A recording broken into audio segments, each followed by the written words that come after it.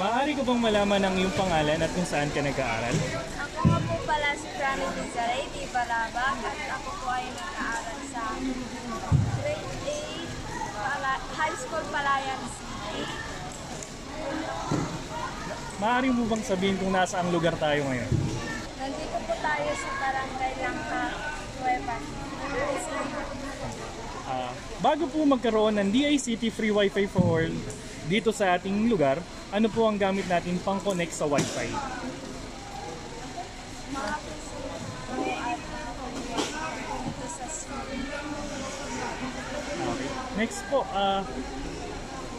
paano po natin nalaman na mayroong free Wi-Fi dito sa ating lugar?